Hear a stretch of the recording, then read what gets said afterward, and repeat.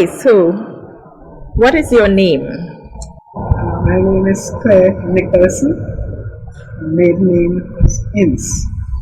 I was born in Ince. When were you born? On the 23rd of July. I was born on the 23rd of July, 1987. And where were you born? I was born in Labrie, south of Trinidad. I was born on Lower Street, number 1 Lower Street. That is the corner of Lower Street and Ryson Road. At that time, across from Ryson Road was what we call the Harbour Scheme. It was undeveloped. I mean, we used to go and catch crabs and that sort of thing there. It was soft soil and that sort of thing there. Because it was, eventually it became reclaimed land. And when the Americans came here to set up their bases in 1971, that was part of that whole Woodbrook area there on the southern side of Ryson Road was drained, and they put barracks for American troops there. So what is your name? My name is Nicholson. And how old are you? When were you born? I was born in 1932, so in 2 months' time I'll be 85.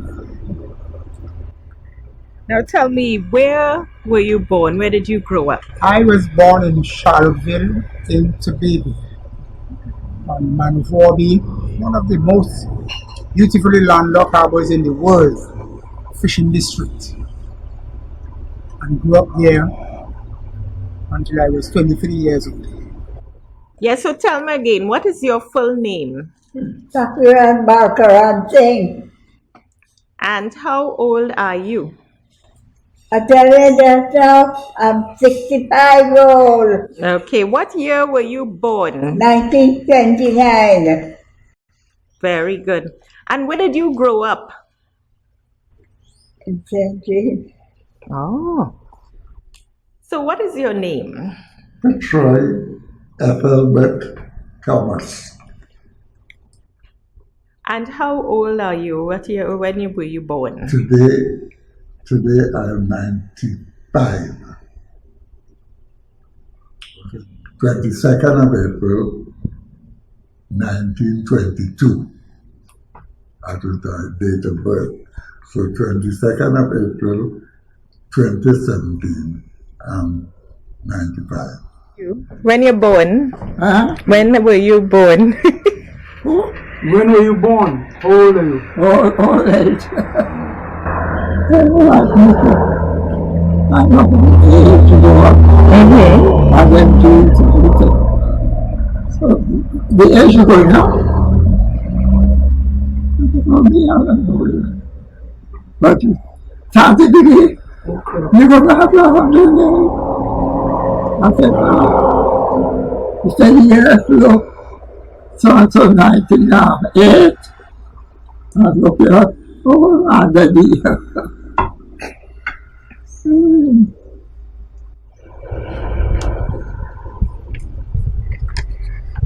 Tell me a little about your family. Well, I am number 7 of 8 children. My parents, Monty and Etta Ince, had 8 of us, 4 boys, 4 girls. And yes, we were a happy family. Please tell me about your school days in Labrie. Well, in Labrie where we lived, my father worked to the Trinidad Lake Asphalt Company at Brighton. And we had the company's houses, and we lived there, and there were many children. The families there had so many children, and we didn't have much financially, but we enjoyed our childhood.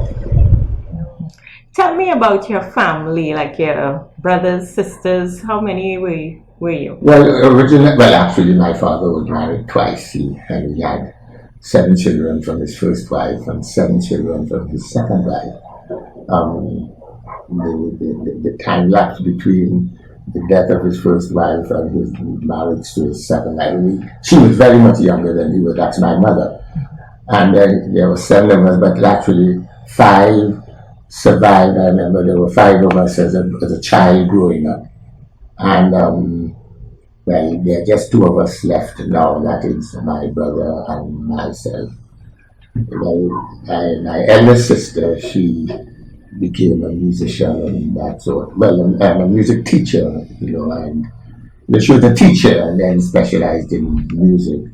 And a composer, she did one of the national songs is composed by her, God Bless Our Nation, was her composition. Actually, she did it as her composition for when they had a competition for choosing for a national anthem and the independence of Trinidad and Tobago, and she submitted that. And while it was not selected for the national anthem, they were sufficiently impressed that it was declared the national song. So that is part and parcel of that. So tell me a bit about your parents. Oh, my parents, my daddy is the last of 5 children. His parents thought they weren't going to have any son. All the others were girls. So when he was born, they were overjoyed and he was a spoiled child. My mother was, he was from Charlottesville. My mother was from Palliative, smaller district in Tobago also. So tell me about your brothers and sisters and school days where you went to school. Well, I am the eldest boy in a family of 12, but second child. And because of the size of the family, too much of my time was spent helping mom with children and washing babies and this type of thing. I regret it even up to this day. So you had a lot of brothers and sisters? No, I had 1 brother and 3 sisters. And what did your family do? What your parents did when you were growing up? Sitting next to school, and this with me. I go to school. Oh, you went to school, and where did your father work? My father was a tailor. Oh, interesting. And your mother, she stayed at home to take care of the children? Always. Mm-hmm. So please tell me about your childhood. Who were your parents and what did they do? My father was Simeon Thomas. My mother, before she married him, she was Teresa Faris, F-A-R-R-I-S. Faris. She belonged to a village in Kumana, and he belonged at the time to Granville. It's a complicated.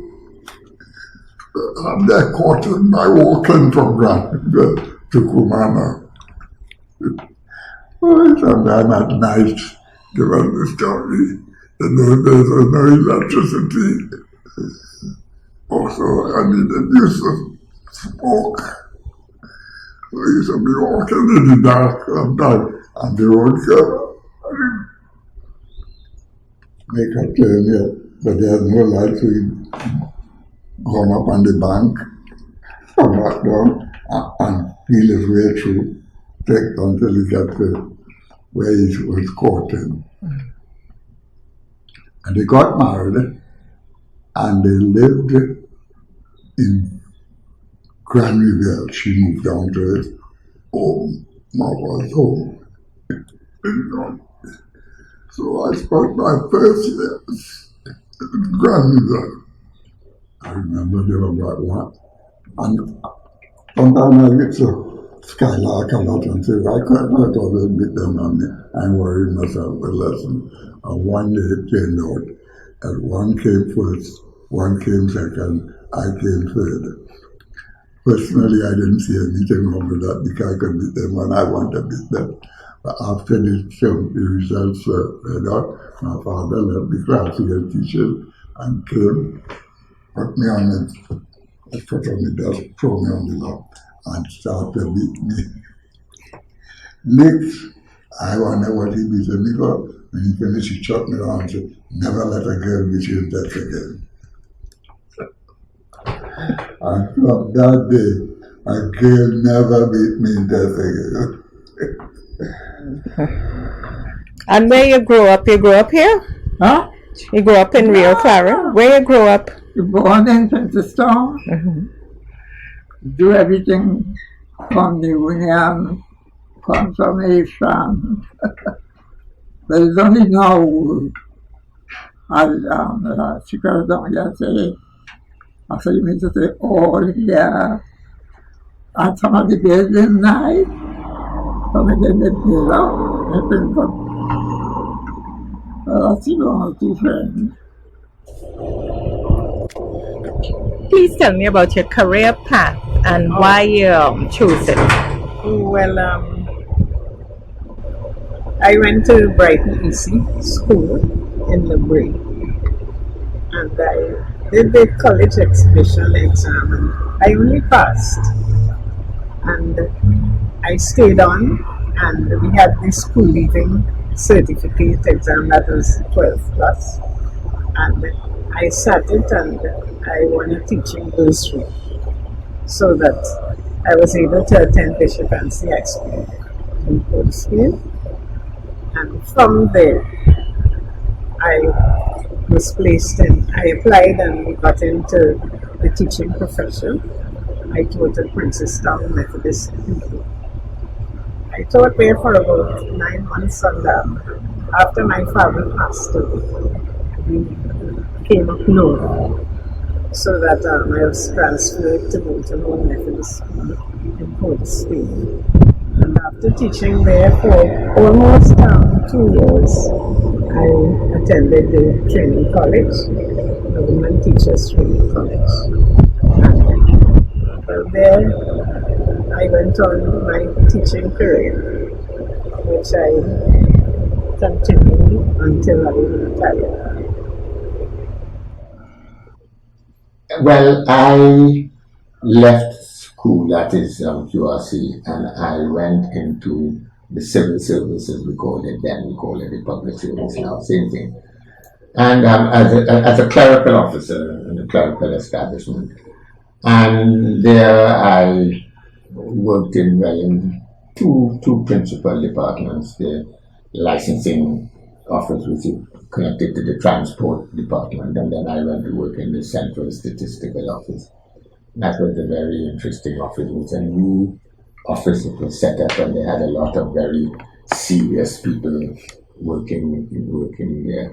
It was from the central statistical office that I left Trinidad to go to Canada to study. So eventually, when I graduated from the University of Toronto, I went to work as an economist in the Ontario Department of Labour for a period of time.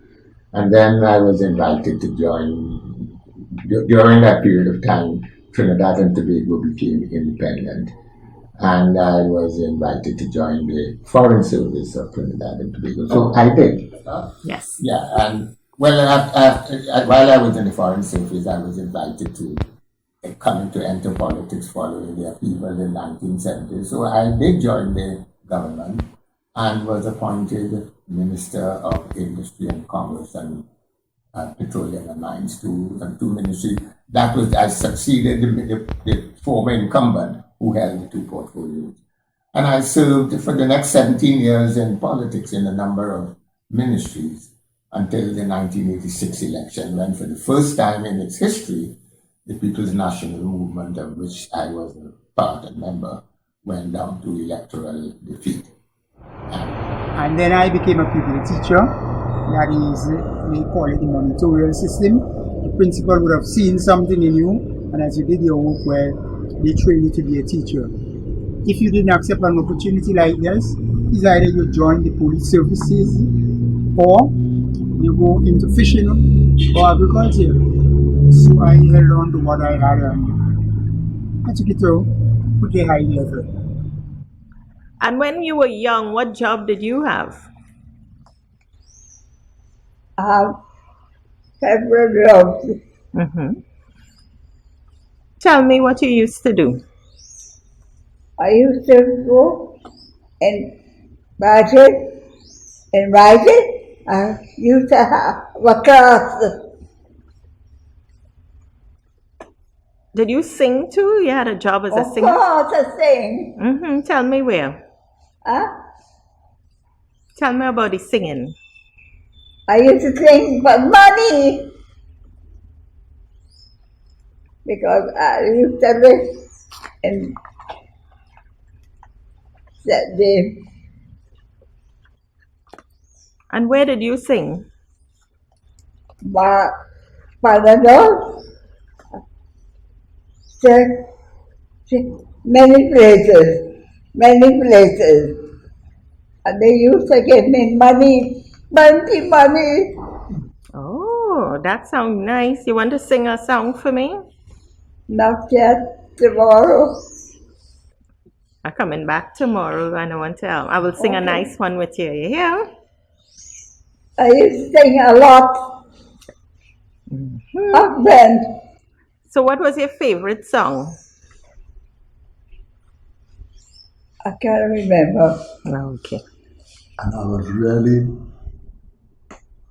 in all respects, a good teacher particularly because to me, when I was running the EC school, a whole school with 61 children, there were 3 teachers in the school, 1 woman in charge of the infants and son and 1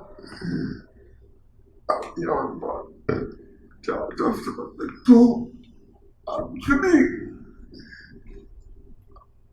I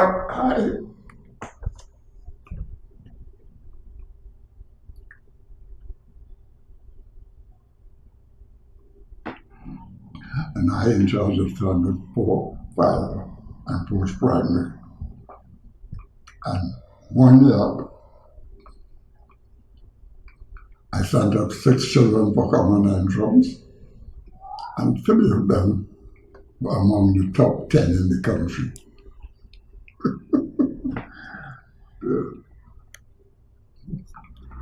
What you used to do? Do you know a teacher or what? What you used to do when you were growing up? Huh? You were a teacher? What you used to do when you were growing up? Oh, I work in the store. Oh, you work in the store? Richardson and Selby. Richardson and Selby. Between Bonanza Street and High Street, Princeton. What's that? Like I dreamed at that time. I was going to work and, dressing up. You used to dress up? And you buying, I remember buying the red hat. You get an outdoor that week, and we have to do here's a big thing. You know, Colento. Used to Colento. One day I get an week, and already was living King Street. Hello. Nice. The juice. Yeah. The juice. I don't ever that too much. Now drink what you want now, leave the rest. No. Drink. No, you drink it first and then leave back some. No. Too much? Yes, half of them.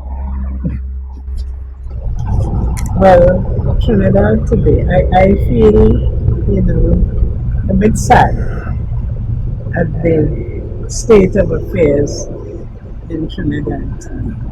Because when I look especially at our young people, how this respect is no longer there.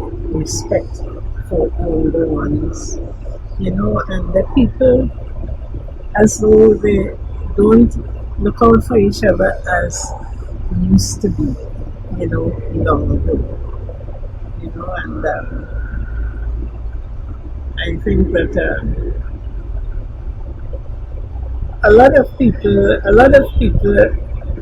my time would talk about good old days. Yes, the good old days. And I think, as I said before, I think it's sad when we think of just the money. Essentially, yeah. So tell me what it was like growing older in Trinidad. Well, development has its pluses and its minuses. There, you get, I suppose, a lot of the problems you hear about and experience in other countries, you will notice here. It's sort of the breakdown of tradition, the lack of respect for authority,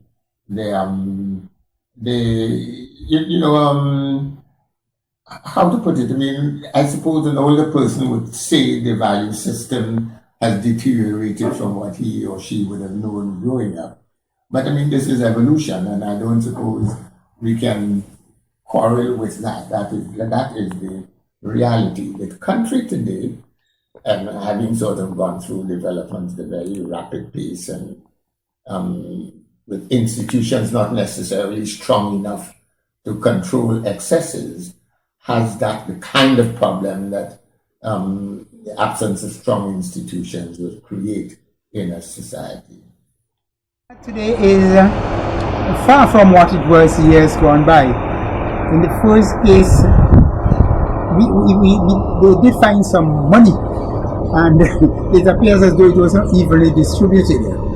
Next thing, there is a murder rate here that very many people seem not to be happy about and can't understand. Thirdly, we have quite a few brains, but they have left the country. In most cases, they have left the country. And Trinidad, teaching even then. As a teacher, when you speak to a child once, you know where you're going. Now, if you speak a little too loudly, that is considered abuse, and maybe his friend might be outside with a gun waiting on you. So it's there's a lot of development. Oh yes, the building and streets, you think you're in a part of New York, but that is only one part of it. And nearly anything you have in New York, you'll find lots of Trinidad homes have them. So how you feel about getting old in Trinidad? I don't like getting old.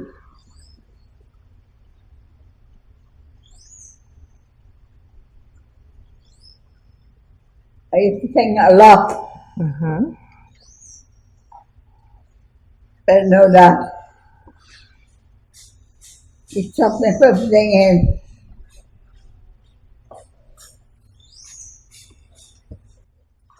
So what happened when you got old? I'm old now. Mm-hmm. Just sit down and let everybody. No, I used to think. When I used to think, up to when I'm 50 something, I used to think white old.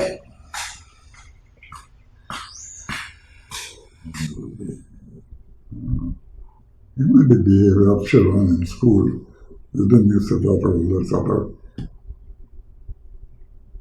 crime and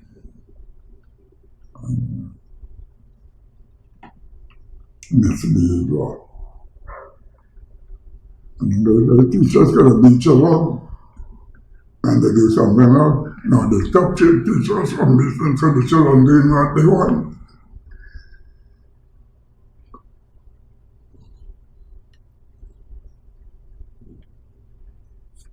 What do you think will happen? Things, discipline, and they learn that from in school it started. To roll down, discipline is done, so there's no listen. Even the big people now doing all kind of foolishness. They're not even afraid of the police now.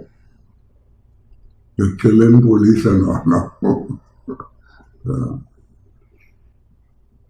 And now, what is it like growing older in Trinidad? How do you feel?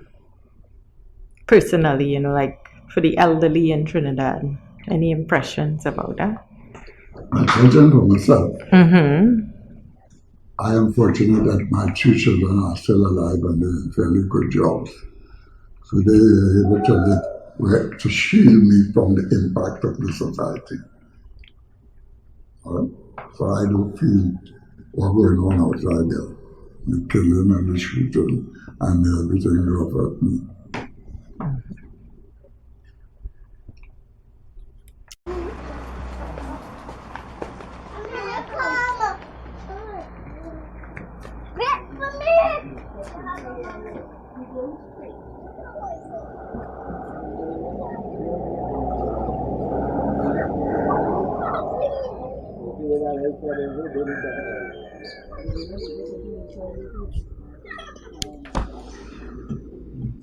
So you're the oldest person in Trinidad? She's the oldest one in Trinidad? They say so. I don't know how true now. But Yes. There's some people old. I And they am. the age, Oh, yeah, They had a picture in the newspapers. one for the street and one for somewhere. So how many children you had? One son? But he died. Oh. He died about 16 years old. Mm-hmm. I think he died well. I can go back and borrow all his things here. He had clothes and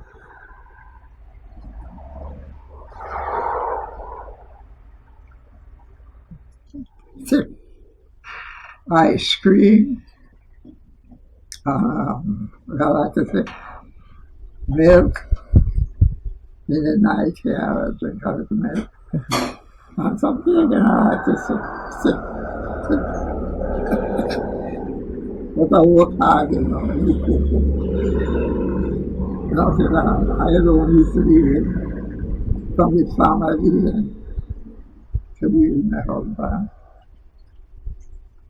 Taking off cocoa. Good. No, when I was born, after she planted, with me, sing all the thing, good clothes, give me all clothes, but she goes now. What you like to drink? Me, I like wine, and I like the Mediterranean. Every night, I just joke on with